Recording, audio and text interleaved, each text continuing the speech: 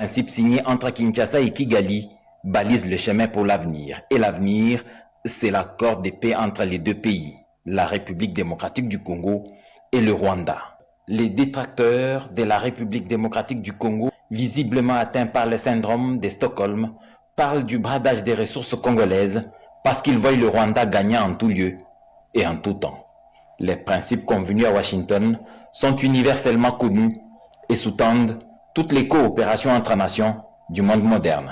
Le premier de ces principes est la souveraineté garantie de chaque pays. Par une offensive diplomatique bien réfléchie, avec des participations à tous les forats internationaux, la voix de la République démocratique du Congo est passée. Les voyages du président de la République ont payé, même s'ils l'admettent, à demi-mot.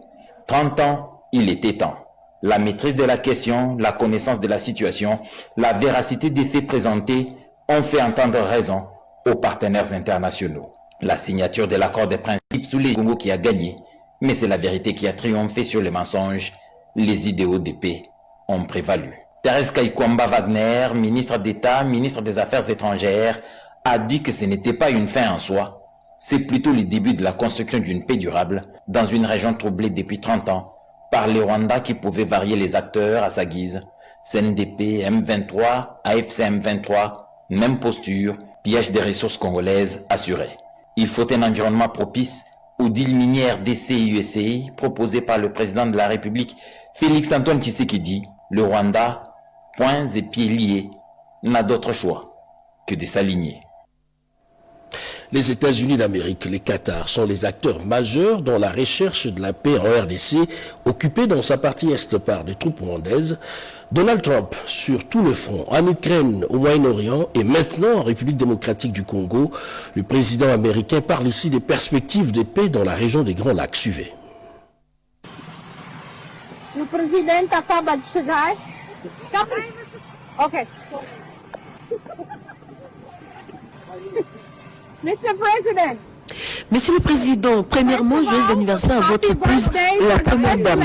Monsieur le Président, vous venez de partager à travers les réseaux sociaux une actualité brûlante en Afrique. Est-ce que vous pouvez nous en dire plus? Les deux pays venaient de signer et de l'accord à venir pour le retour de la paix. Nous espérons que cela va se matérialiser bientôt.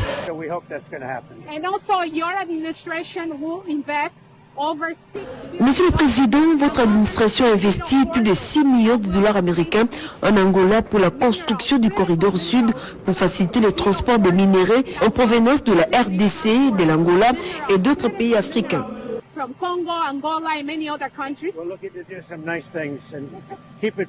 C'est une bonne chose, vous le savez, mais tout ce que nous faisons, c'est pour préserver la paix. Retour de la paix, on en parle dans toutes les lèvres, mais les forces armées de la RDC restent mobilisées sur le terrain. Le Kasaï central apporte sa contribution pour soutenir les forces armées de la République démocratique du Congo, y compris le Ouazalembo. Les fruits de cette collecte a été remis au vice-premier ministre, ministre de la Défense, Guy Kabombo Mwadiavita. Sandra Nyangui pour plus de précisions.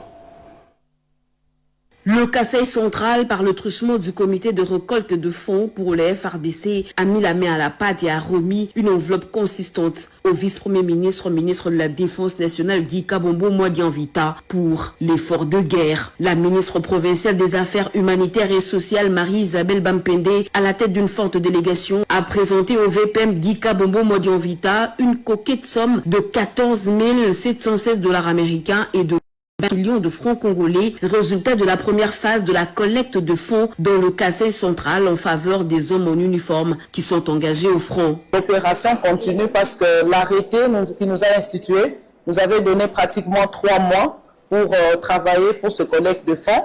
Et lorsque nous avons eu ce premier acompte, nous sommes venus. La joie est que le ministre de Défense a accueilli avec joie ce geste.